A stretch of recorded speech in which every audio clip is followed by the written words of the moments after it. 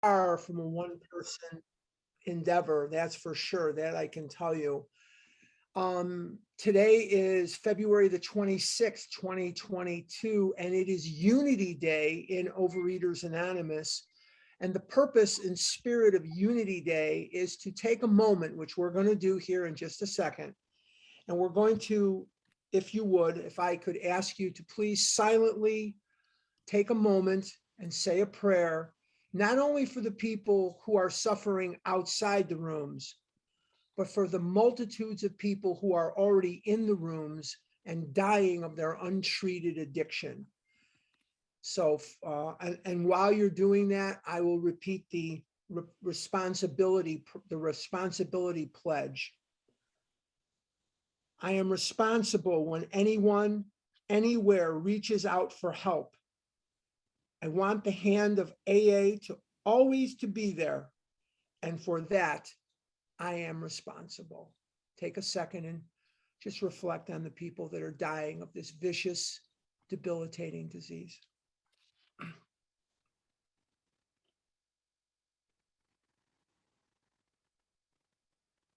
Thank you. We've been talking about Bill Wilson and his story.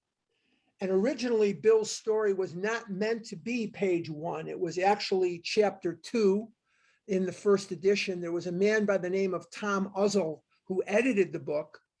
And Tom Uzzell and Janet, they edited the book. Janet did the text and Uzzell did the content. And Uzzell moved the chapter to the front of the book. It was originally supposed to be the first story in the back of the book. And what they were originally going to do with some of the stories was put a couple of stories in front of a chapter that it applied to. And so Uzzell kind of changed all that. He did that in the January and February of 39. The book was printed April 10th, and this occurred January and February of 39.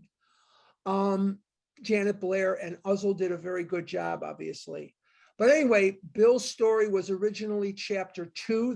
The doctor's opinion was chapter 1.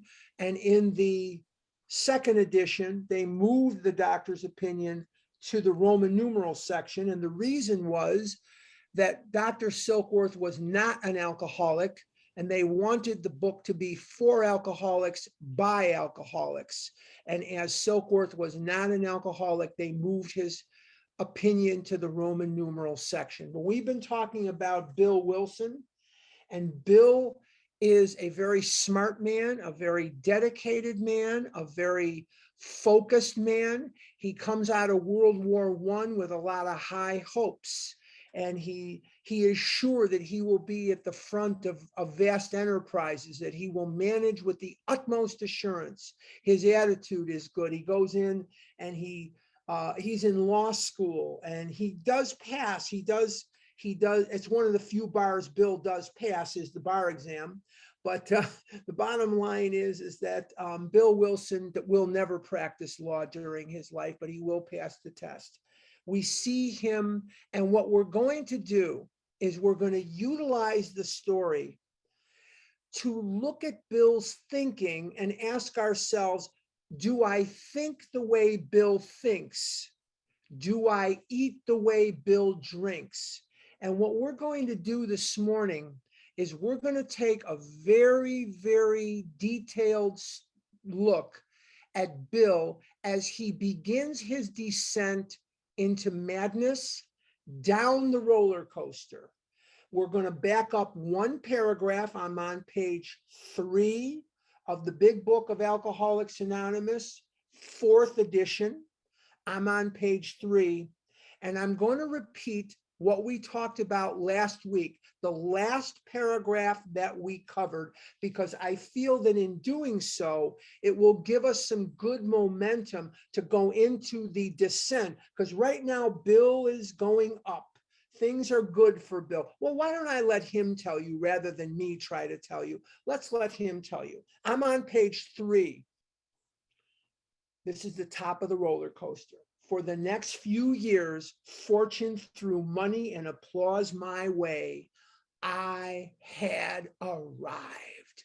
Now, here's the kid with the inferiority complex, the anxiety disorder, depression. He comes from a divorced family. When Bill was 10 years old, his father went on a business trip and never came home. His mother went to Boston, Massachusetts. He was born in East Dorset, Vermont. His mother will go to Boston, Mass. to become one of the nation's first female osteopathic physicians. He will be raised by Grandma and Grandpa Griffith with his sister Dorothy in East Dorset, Vermont. He is now in New York. He is living on Park Avenue. He is buying Lois a piano. He is buying Lois dresses and furs and jewelry, and he is treating her the way he has always dreamed that he would treat her, and she's loving it. He's drinking, but it's working for him so far.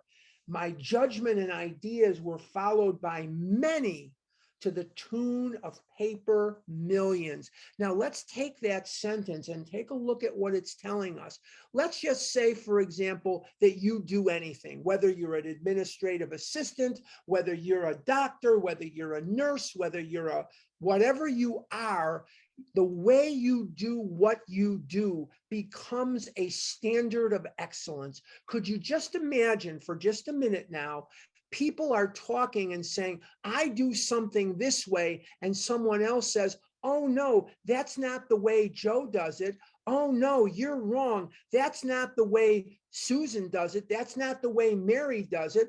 And so your way of doing things, your way of thinking becomes the standard. It becomes the cardinal. It becomes the way to do things. People are investing money based on his opinions. The great boom of the late 20s was seething and swelling. This is the greatest growth in American history, is the roaring 20s. Drink, exhilarate, all that stuff is really going down. Drink was taking an important and exhilarating part in my life. There were loud talk in the jazz places uptown. Everyone spent in thousands and chattered in millions. Scoffers could scoff and be damned. I made a host of fair weather friends. Now, if I'm really your friend, I stick with you. But when I'm a fair weather friend, I am just your friend because you're famous or you're rich or you're this or you're that. I'm out to use you for something. I'm out to use you so that you will somehow improve my life. I'm not really a friend. I care nothing for you. I'm just there to breathe in your air. And so these are the kind of people that are hanging around with Bill. Bill is doing well. He's at the top of the roller coaster, but he doesn't know it. Let's see where he goes from here. My drinking assumed more serious proportions, continuing all day and almost every night. Please make note of the word almost, because we're going to refer back to that word almost real soon here. The remonstrances. What is a remonstrance? A remonstrance is a protestation. A remonstrance is a warning. A remonstrance is somebody telling you, hey, you're getting drunk way too much. You're drinking way too much. The remonstrances of my friends terminated in a row, not a row, but a row. What is a row? A row is a quarrel, an argument, a fight, if you will, terminated in a row, and I became a lone wolf. Now let's take a look at what we just read, and let's put this to the test. Do I think the way Bill thinks? Do I eat the way Bill drinks?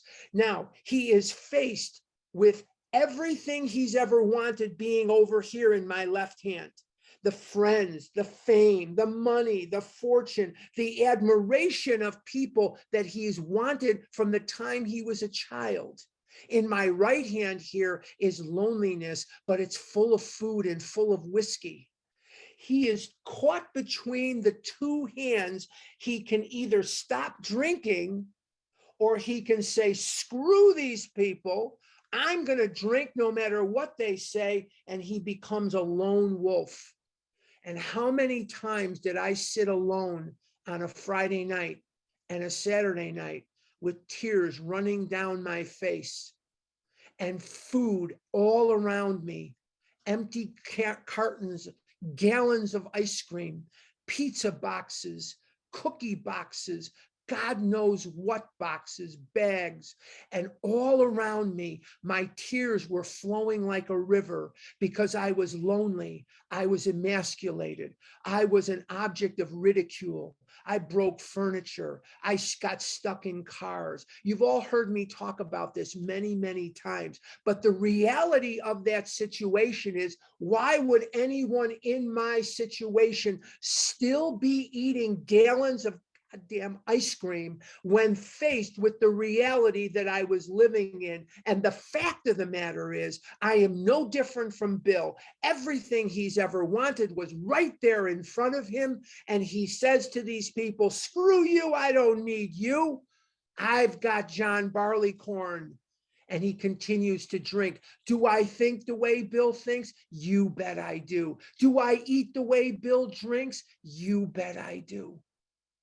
And it took an act of God, and it took a miracle to save me from that hell.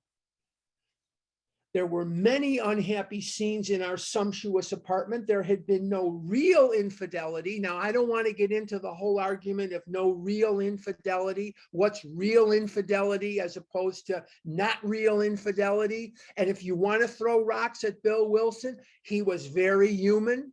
Now, a lot of the reports of his infidelities were exaggerated by a guy in the 50s named Tom Powers. And Tom Powers was good friends with Bill. They were good buddies. Tom was a New Yorker and he knew Bill. And in the 50s, 40s and 50s, they became very good friends. And they had a major falling out.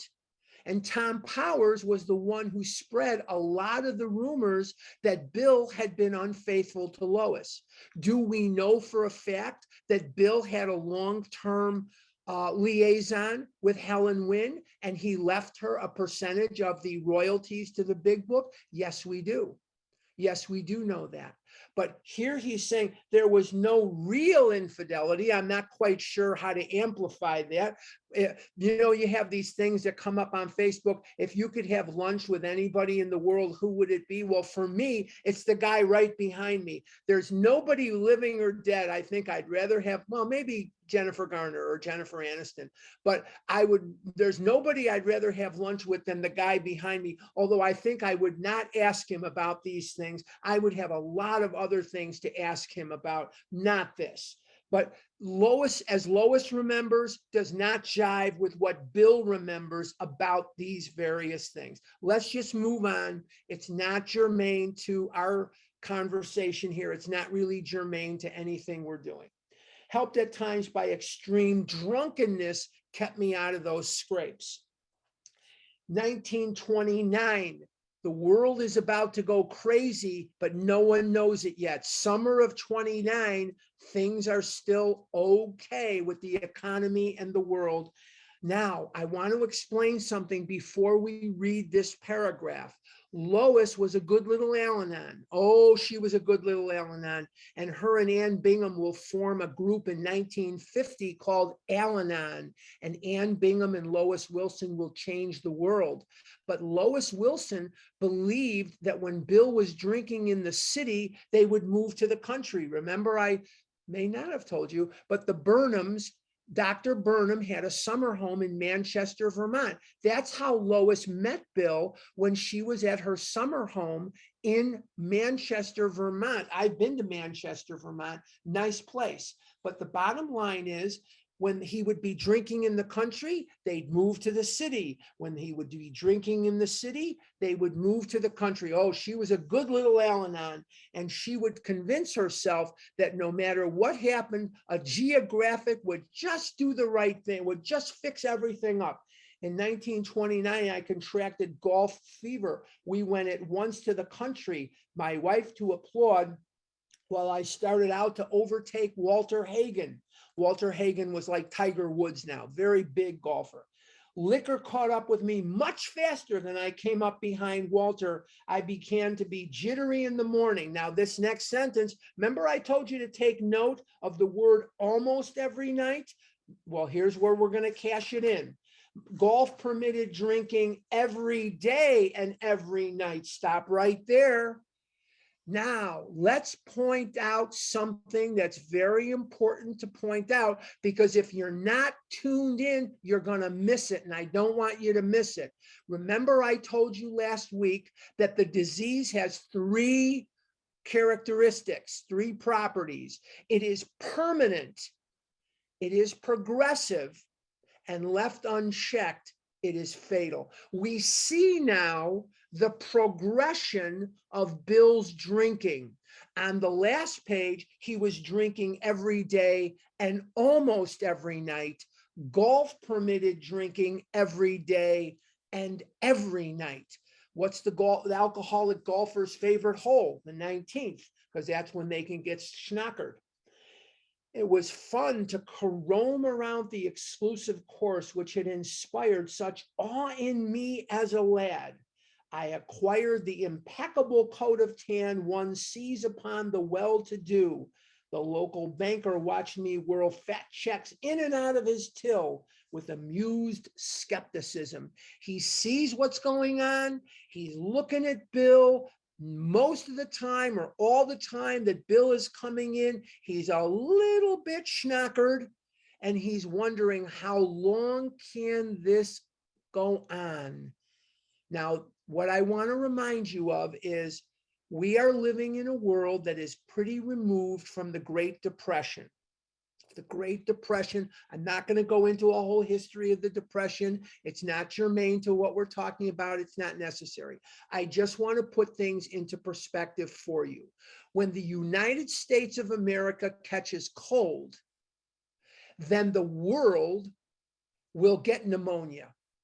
And it was not just an American depression, it was a worldwide depression.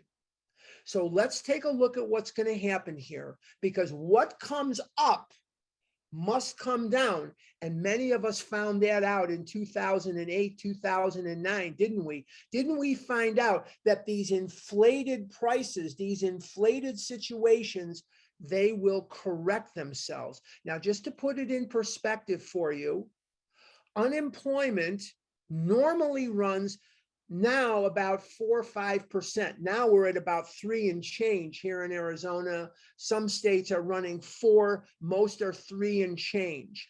During the Depression, unemployment among whites was 50 to 60%. Unemployment in minorities was 90 to 100%. There was no money. There was no credit. There was no food. There was no nothing. The Great Dust Bowl is occurring out on the plains, and the wheat is blowing in the wind, and the country is in deep, deep depression. Bang! Abruptly, let's continue. I don't want to go into the whole history of it, but I think it helps to sort of understand what we're talking about here. Abruptly in October 1929, hell broke loose on the New York Stock Exchange. After one of those days of inferno, I wobbled from a hotel bar to a brokerage office. It was 8 o'clock, 5 hours after the market closed. The ticker still clattered. I was staring at an inch of tape which bore the inscription XYZ 32. It's not XYZ minus 32. A stock cannot be minus. Once it hits zero, it's zero. You can't have a minus stock. This is really Pennick and Ford. Pennick and Ford was an investment that Bill believed very strongly in. He put a lot of his friends into it. He tried to put his father-in-law into it, which we're going to talk about in a little bit. He put as many people as he could into Pennick and Ford, and it was 32, and it had been 52 that morning. I was finished, and so were many friends. He's feeling guilty now. He's feeling scared now. He's feeling less than. It isn't just that these people lost money. Everybody lost money. But what he's most afraid of in this situation is they're going to blame him. And they did. And they did. The papers reported men jumping to death from the towers of high finance. Notice he puts high finance in capital letters. Why? Because to many people, the stock market, the money, the board is their higher power. Let's see what happens to some of those people. That disgusted me. I would not jump. I went back to the bar. So he's looking at these people, and many of them are committing suicide. They're killing themselves. And he is looking at these people with disgust. And he's looking at these people and he thinks, what a bunch of putzes. He's not going to kill himself. He goes back to the bar. Well, why did he go to the bar? Without knowing it intellectually, he knows it internally. I never thought to myself, hey, ice cream will make me feel better. I just thought I was hungry and that I liked ice cream. I never knew intellectually what I know now, that ice cream was doing something for me that nothing else could do. It gave me what Dr. Silkworth calls the effect. Now, I want you to take note. We probably won't get to it this week, but next week, I promise you, we're going to get to a situation where we're going to look back and we're going to see where he was disgusted by these people killing himself. And we're going to see where the progression of the disease is going to take Bill Wilson. I went back to the bar. My friends had dropped several million since 10 o'clock. So what? Tomorrow was another day. As I drank, the old fierce determination to win came back. So what is he illustrating for us here? He is illustrating for you. He is illustrating what the liquor or the food does. I was lonely. I was crying. I had never been on a date with a girl in my life. My friends, when we were early 20s, they looked fantastic. Girls were all over them. They would laugh at their stupid jokes and flip their hair and giggle. And I said, these guys are not that funny. What the hell's going on here? Well, I didn't understand what was going on there. And I wanted in on this, but ice cream would convince me because it alters me. In another chapter of the book, it says that strange world of the alcoholic where everything is exaggerated and it's altered. That strange world of the compulsive overeater. And that situation is such that whiskey was doing for Bill what nothing else could do. It was altering his perception of reality. The suicide level of alcoholics is 72 times the normal rate. 72 times the normal rate for alcoholics. And in almost every single case, an alcoholic kills themselves, it's when they are sober. I'm going to say that again. The alcoholic suicide rate is 72 times the normal rate. And in almost 100% of the suicides of alcoholics, they kill themselves when they are sober. Why? Because sobriety is untenable for them. And as much torture and as much pain as I went through at the hands of Twinkies, at the hands of Girl Scout cookies, at the hands of pizza, when I wasn't eating those things, I felt horrible. But I felt better. I felt anger better. I felt fear better. I felt my own inadequacies better. It's when I wasn't eating that the problem. And if you're like me and you're like Bill, then welcome home. Because if you're not a compulsive overeater and you find yourself gaining a little weight here and there, or maybe you have a problem with weight and food, then you're probably not a compulsive overeater. But if when you're not eating, when you're not drinking, that's when you're addicted to it. Welcome to Overeaters Anonymous. Welcome home. The real problem of the alcoholic centers in his mind rather than his body, because it is the mind that gets uncomfortable when we're not imbibing, and it demands that we feel better right now. So Bill Wilson is looking around, and as the whiskey is racing through his head, and as that whiskey is taking over his thoughts, the old fierce determination to win is coming back. What do they call that? Liquid courage. Liquid courage. These guys, why do you think they do so well with a lot of things? They have that faux confidence, that quasi confidence. That's why they do well. They're quasi confident, but they're really not. Next morning, I telephoned a friend in Montreal. He had plenty of money left and thought I had better go to Canada. This is his friend, Dick Johnson. By the following spring, we were living in our accustomed style. I felt like Napoleon returning from Elba. No St. Helena for me, but drinking caught up with me again, and my generous friend had to let me go. This time we stayed broke. Elba is an island to where Napoleon was banished. He escapes Elba and retakes his territory throughout France and Europe. When he's banished to St. Helena, that's it for him. That's the end. That's the curtain. A couple of my friends on their second or third, one's on their third, one's on their second marriages, they went to one of those islands for their honeymoon and they loved it. They thought it was great. But anyway, they got to leave though. When you go to St. Helena now, they let you leave. Okay, they didn't let Napoleon leave. Okay, now before we read the next paragraph, I want to give you a little background why this is so impactful.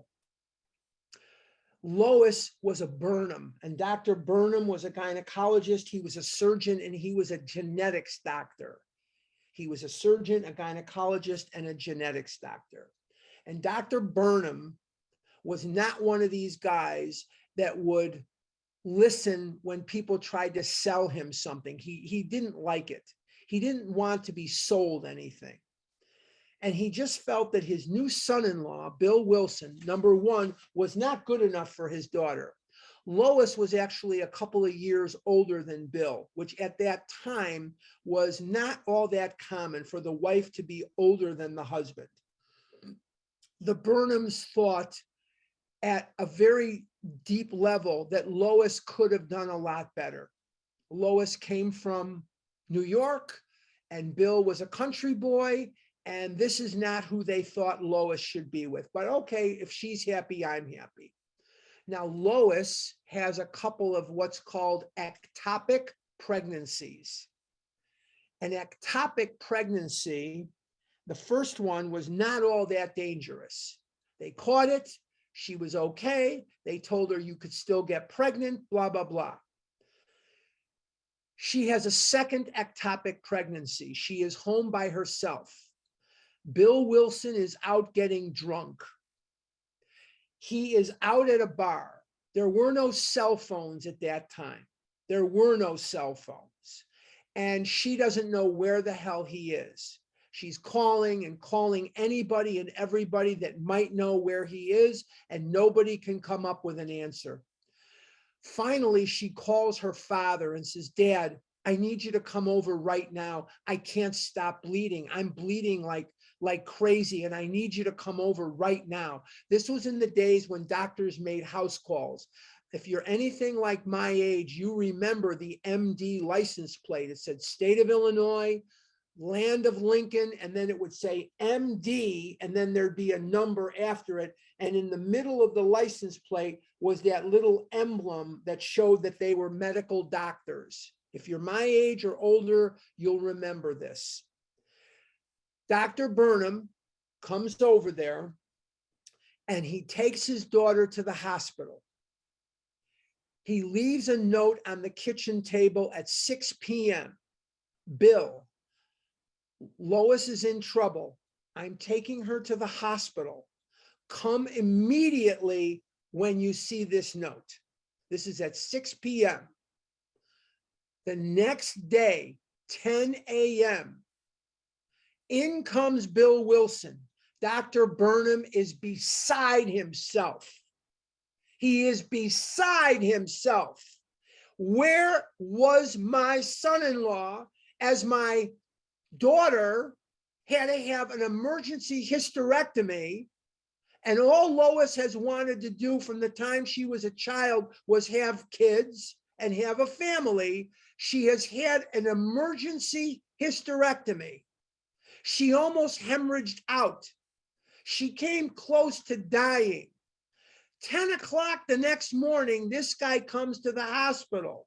He stinks. He has peed his pants several times. He has vomited all over his shirt, his jacket, and his tie. He smells to high hell. He's not shaved. He's not clean. He hasn't brushed his teeth. He's a mess. And Dr. Burnham never forgave Bill Wilson. Never. Bill goes in, he apologizes to Lois. Lois is a good little Al-Anon, everything's okay. She comes home from the hospital, and what's he been doing almost every night while she was in the hospital? Going out and getting drunk. She comes home. They have to move into 182 Clinton Street. So now Bill Wilson is moving in with the Burnhams. Thank God they had what's called a mother-in-law apartment in their property. A mother-in-law apartment is what you'd think it is. It's a little apartment within the greater house, the greater apartment. If you've never been to 182 Clinton Street, I gave you assignments last week. Get your butt over there, get your tuchus to 182 Clinton Street and stand on the stoop, fresh skinned and glowing, and have somebody take your picture. I can only imagine these poor people live there and they're thinking, oh, here comes another one. Here comes another one coming up the stairs. So I can just imagine the people. But if you just think for a minute while you're on those stairs at 182 Clinton Street, think of the people that have come up those stairs: Fitzmayo, Dr. Bob, Dr. Silkworth, Jimmy Burwell, Hank Parkhurst, Bill Wilson, Lois Wilson. Think of the cast of characters that have come up and down that street. There was a Tuesday night meeting at that house for years. And these guys, Dick Stanley and all these various other guys that would come in from Akron, close your eyes and just feel them as you stand on those stairs or you sit at the stoop, and just close your eyes and feel them. And it gives you a sense of God. It gives you a sense of how lucky we are to be living when these people made such sacrifices so we could have what we have. Think about that for a minute. And unless you're dead, it'll give you a feeling of awe and wonder beyond imagination. Okay, let's get back to the book. My wife, we went to live with my wife's parents. He was happy about that, let me tell you.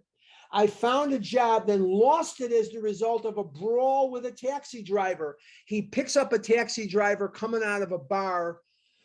Bill's coming out of the bar, not the taxi driver, in Manhattan.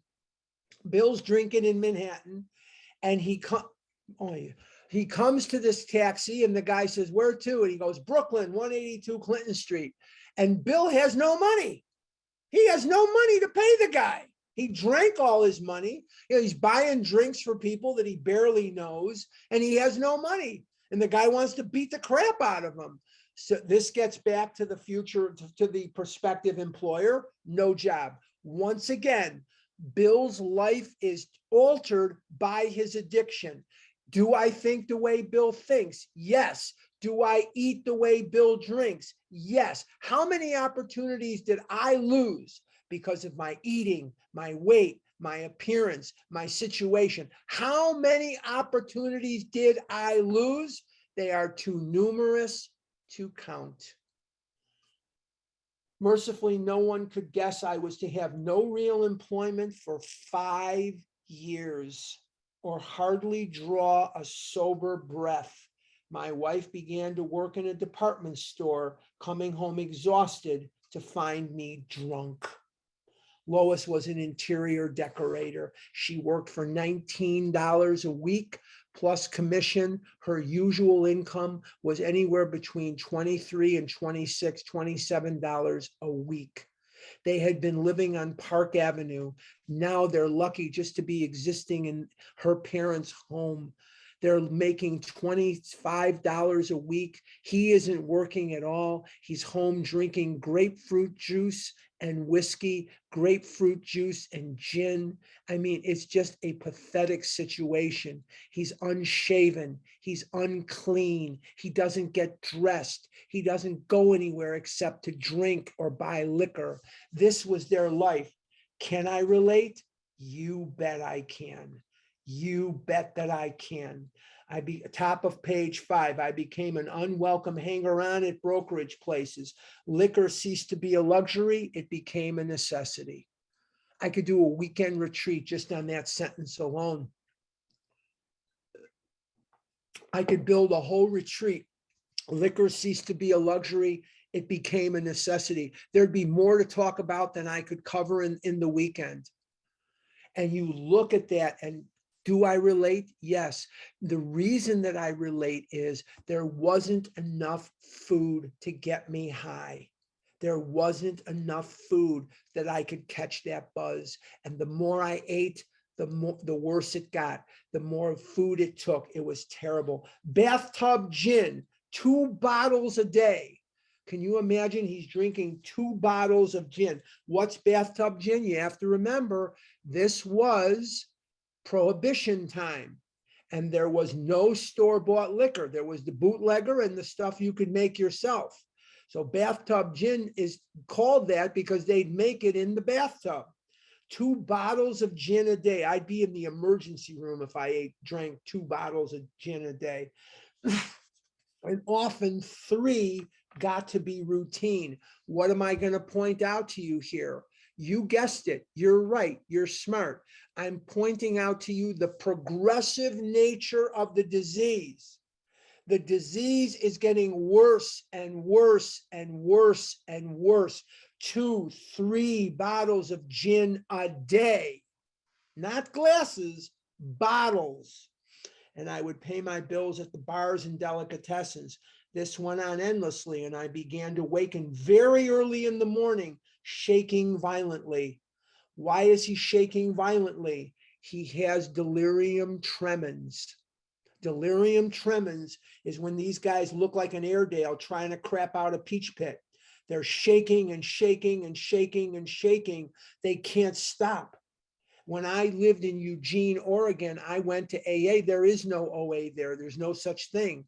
I saw these guys coming into the meetings with delirium tremens. You talk about a drinking problem. They couldn't take a cup of coffee and put it to their mouth to drink like this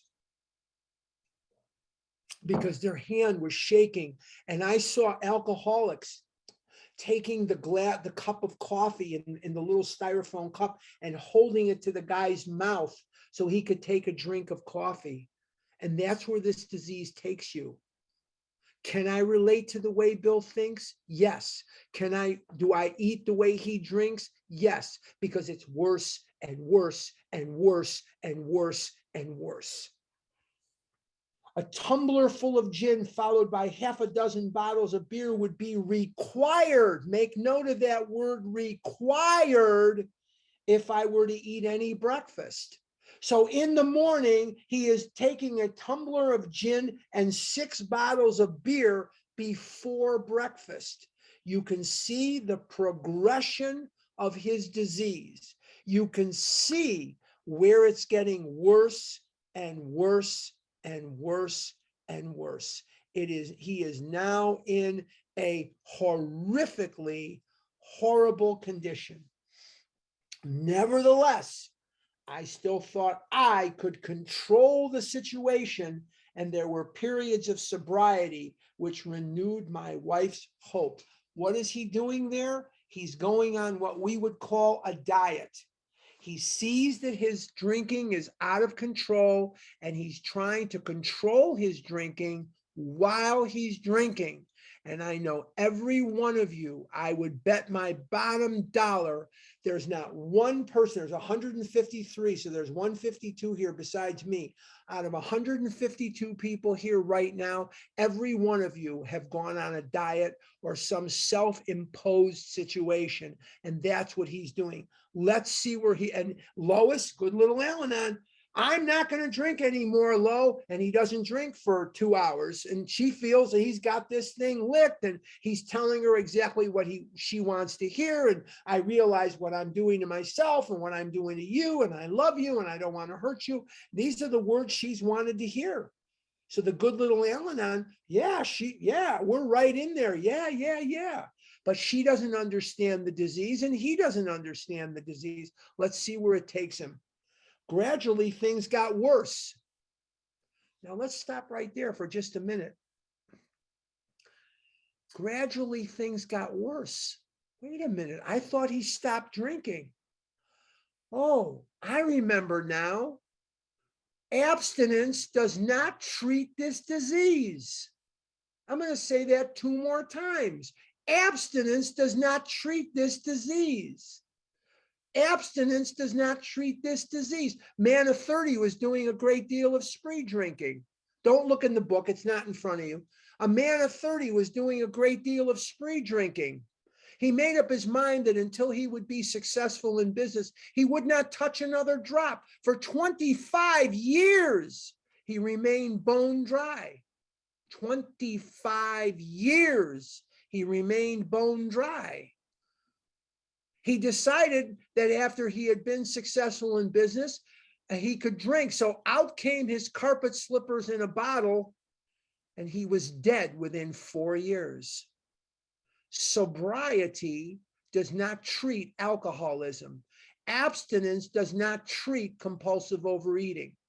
It is an integral component of any recovery program. But abstinence alone will not treat this disease. Only you have a disease which only a spiritual experience or a spiritual awakening. What's the difference? To save myself time later. The difference is a spiritual experience is bam, sudden, right now. I see God. Wow, here he is. Hey, welcome to my room, God. And a spiritual awakening is very slow in developing. I've had a spiritual awakening. I have never had a spiritual experience. I don't really know anybody that claims to have had a spiritual experience. I do not know. Man, my allergies are bad. My eyes, I'm not crying. My eyes are tearing because of the allergies. Man, it's just that time of year. Wow. Hey, I'm not crying. But the bottom line is that you have a situation where only a spiritual awakening will treat this disease. And so if we do not treat it with a spiritual awakening, it will continue to do its dirty work. Only a spiritual awakening. Gradually, things got worse. The house was taken over by the mortgage holder. Sorry. It's springtime in the desert. Oh, gradually things got worse. The house was taken over by the mortgage holder. My mother-in-law died. My wife and father-in-law became ill. So things around Bill are not great. Things around him are shaky. Then I got a promising business opportunity. Stocks were at a low point of 1932, and I had somehow formed a group to buy. I was to share generously in the profits, and I went on a prodigious bender, and that chance vanished. I'll tell you the story within the story. It takes place in Cherry Hill, New Jersey. And when I went out, my friend Kim G invited me out to New Jersey, South Jersey, the Philly side, not the New York side. I went out there and we did one in Mount Laurel, New Jersey. I'm pretty sure Mount Laurel, New Jersey was where we had the retreat. And we ate dinner on Saturday night in Cherry Hill so I could breathe in Bill's air. I was very excited. I was very tired, but I was also very excited. Anyway, enough about me. So where Bill Wilson is forming this group that came to him and said, hey, what do you think we ought to buy? Stocks are at a really low point. And they met in this hotel room in Cherry Hill. And this guy brings a bottle of whiskey. and he starts passing it around. Bill doesn't take a drink. The next time the jug comes around, remember it was a jug, it wasn't a bottle. You couldn't get store-bought stuff. He says, "Hey, Wilson, this is Jersey Lightning. I made this myself." Bill figures, hey, I haven't had Jersey Lightning. I'll take one sip just to be polite to this guy. Bill doesn't come out of that hotel room for 3 days. He is so dead drunk, he can't see, he can't walk, he can't function, and the chance vanished. Do I think the way Bill thinks? Yes. Do I eat the way Bill drinks? Yes. Do I relate to the permanent, progressive, fatal nature of this disease? Yes. He's got to go home and once again tell Lois that he screwed up, and she's got to continue working in the department store, and there'll be no money, no employment, no nothing. Once again, he has to go home with his tail between his legs, and I am living his life. I'm absolutely parallel to everything he's describing. I woke up. This had to be stopped. I saw I could not take so much as one drink. I was through forever, back on his diet. Before then, I had written lots of sweet promises, but my wife happily observed that this time I meant business, and so I did. Lois is a good little Al-Anon. God knew who to pick to start Al-Anon, her and Ann Bingham. And whatever Bill said, she was right there in lockstep until she saw that he was full of baloney. And so he tells her he's not going to drink anymore, and she buys it, but when he starts drinking, then of course she doesn't. And he writes in the family Bible. He writes in the family Bible in 1932 as it comes to a close, and 1933 is there. Lo, my dear Lo, I will not drink anymore. Whiskey has robbed us of some of the best years of our lives, and I promise, Lois, before you and God, that I will not touch another drop. Well, we know how long that lasted. Shortly afterward, I came home, what? Drunk. Shortly afterward, I came home drunk. Wait a minute, what happened to his diet? What happened to his promise? What happened to what he wrote in the Bible? What happened to what he swore to God? Shortly afterward, I came home drunk. There had been no fight. Where had been my high resolve? I simply didn't know. I didn't know. I was confused. Why was I doing this? Doctors, rabbis, parents, adults, friends, everybody was asking me, Harlan, why are you doing what you're doing? And I didn't have an answer. I didn't know why. If you want to ask me a question I just don't know the answer to, it's why.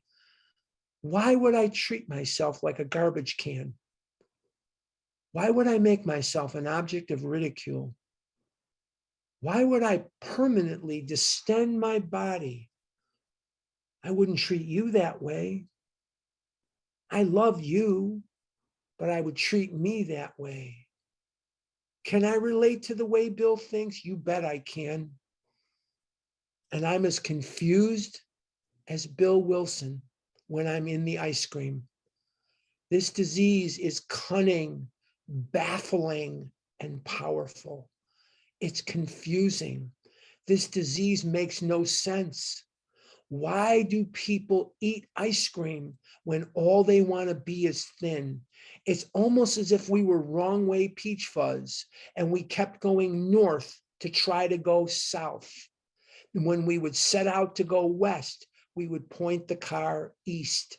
And people would say, why are you going east when you want to go west? And we would say, I don't know. It hadn't even come to mind. Someone pushed a drink my way and I had taken it. Was I crazy? He begins to question his own sanity, as did I. And I was a defeated person. I wanted to die much more than I wanted to live. I saw no life in the food. I saw no life without the food. I saw no purpose to life without the food because I didn't know that you could be free of the food and smile and be happy and be productive, because that had never been my experience. I began to wonder, for such an appalling lack of perspective seemed near being just that. Do I relate to Bill? Yes, I do. Right down the line. Renewing my resolve, going back on my diet, I tried again. Some time passed, and confidence began to be replaced by cocksuredness. I could laugh at the gin mills. I've lost 150 pounds as a teenager. I lost a lot of weight. I could diet with the best of them, and I was young and the weight would fall off me. I've told the story here how when I was 9 years old, I was put on diet pills. I was put on heavy duty amphetamines. I've told the story here that when I was 10 years old, I was put on heavy duty amphetamines. This is by doctors. I'm not talking about street drugs here. I'm talking from doctors, and the weight would fall off me because I had no appetite. And what would happen immediately upon me not taking those pills? I would eat Illinois and most of Wisconsin. And I feared for my life. I didn't know what to do. Now I had what it takes. One day I walked into a cafe to telephone. In no time, I was beating on the bar, asking myself how it happened. As the whiskey rose to my head, I told myself I would manage better next time, but I might as well get good and drunk then, and I did. What caused Bill to take that first drink? First of all, he's going into a cafe to make a telephone call. They don't have a telephone at the barbershop. They don't have a telephone at the dime store. They don't have a telephone at the men's clothing store. He has to go and make a call at the cafe so he can tell Lois, I was just in there making a call and somebody bought me a beer, bought me a drink. Well, what caused Bill to take the first drink? The mental twist. What caused Bill to beat on the bar, wondering how it happened and telling himself he might as well get good and drunk then, and I did? It's the physical allergy. Do I relate to Bill's mental twist? Yes. Do I relate to his physical allergy? Yes. The remorse, horror, and hopelessness of the next morning are unforgettable. The courage to do battle was not there. My brain raced uncontrollably, and there was a terrible sense of impending calamity. And I had that sense of impending calamity when I was a junior in high school. I was a junior in high school, and this was May of 1971 or 72. No, I graduated. This was May of 71. I'm at Mather High School in Chicago, and I broke my ankle. And my mother took me to the doctor, and I can see him now. Now, I had been screamed at, and I had been lectured, and I had been pushed down and punched and everything you could imagine for being fat. Fatty, 2x4, can't get through the kitchen door. And no matter what the argument, you lose when you're fat.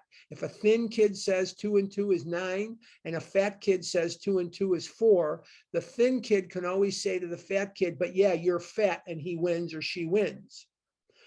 I broke my ankle. And this was in the days when the doctor used to put the cast on your ankle. Now they don't do that. Now a nurse does, or a nurse's assistant does.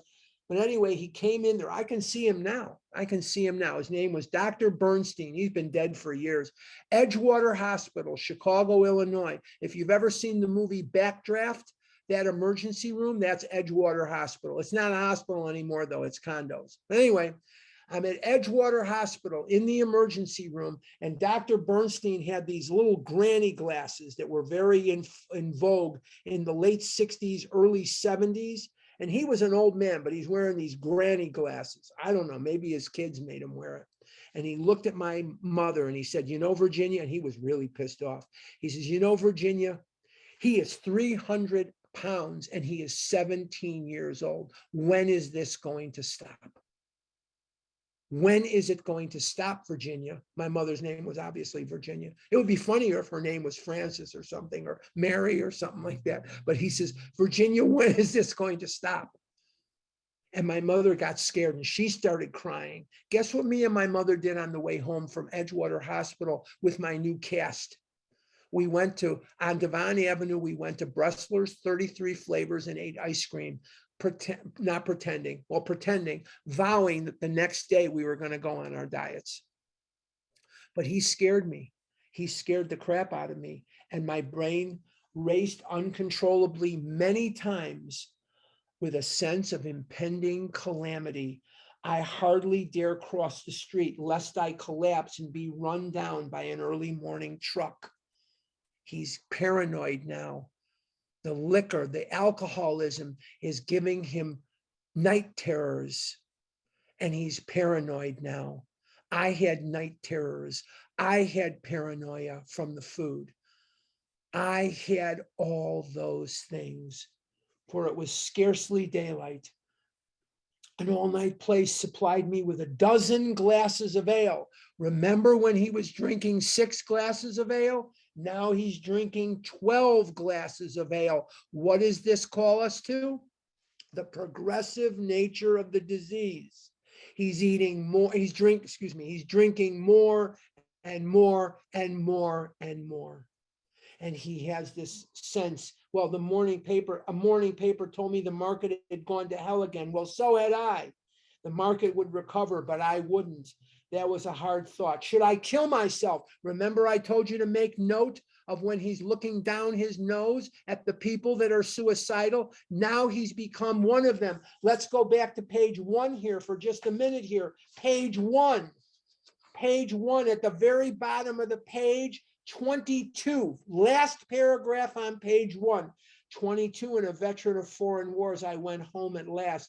I fancied myself a leader, for had not the men of my battery given me a special token of appreciation. My talent for leadership, I imagine, would place me at the head of vast enterprises, which I would manage with the utmost assurance. Now let's go back to page 6. My writhing nerves were stilled at last. A morning paper told me the market had gone to hell again. Well, so had I. The market would recover, but I wouldn't. That was a hard thought. Should I kill myself? No, not now. Then a mental fog settled down. Gin would fix that. So 2 bottles and oblivion. That's on top of the 6 bottles of ale that he's just finished.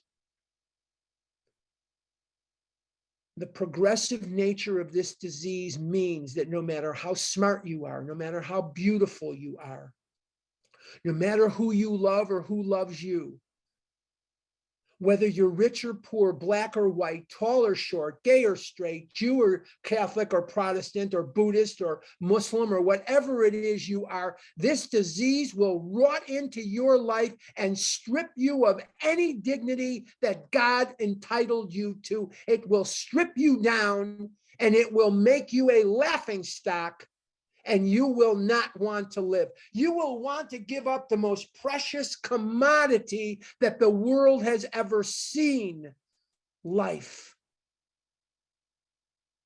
You will not want to continue. You will want to die. You will pray for the right to die. You will pray for the guts to kill yourself, as I did many times. We were given a life. This is not a dress rehearsal. This is not a dress rehearsal. This is it.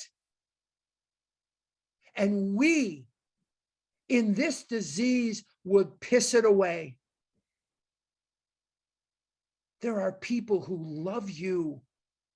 There are people who need you. You love others, and God loves everybody. And yet, we will opt for the food. We will pray for the end, and we will march into hell with an ice cream container in one hand and a spoon in the other, not caring at all. We will pursue this effect to the gates of insanity or death. We will pursue this to the gates of insanity or death. Can I relate to Bill Wilson? Yes. Yes. I'm going to tell one short story after I say this. I know we're pushing time here, but I want to tell you this. Do I relate to the permanent, progressive, fatal nature of this disease? You bet I do. I've told you this before, and I'm shamelessly pushing it again. One of my favorite weekends every year is the middle weekend of January. Martin Luther King Jr.'s birthday is also, in the olden days, the OA birthday in Los Angeles. Well-run convention. Wow, what a great convention. And the person and the people, not the person, well, the person too, but the people that run it, they make sure that it is just run like a top, that it spins like a top. It's a beautiful thing to see, and it's a beautiful thing to be at.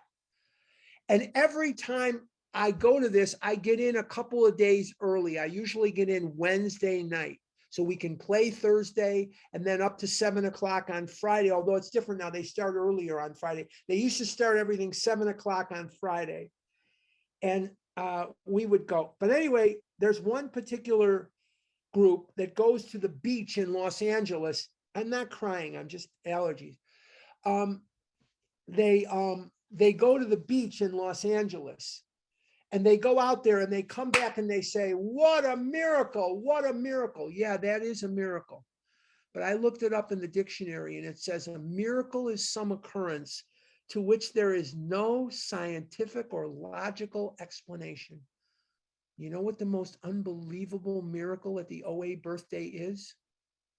The most unbelievable miracle are the 1,200 people there that are compulsive overeaters, and a huge amount of them are not eating compulsively, and they are happy in their release. They're happy to be in recovery. That's the miracle. So if you're sitting here wondering, can these things happen to me? We just described them happening to Bill. If they haven't happened for you, they may yet. But can recovery happen? Yes. I want you to come back next week, and we're going to talk about Bill Wilson some more. And next week, we're going to see what happened to Bill and how a miraculous recovery will be affected, and how the world will change forever. Come back next week. Okay. Before I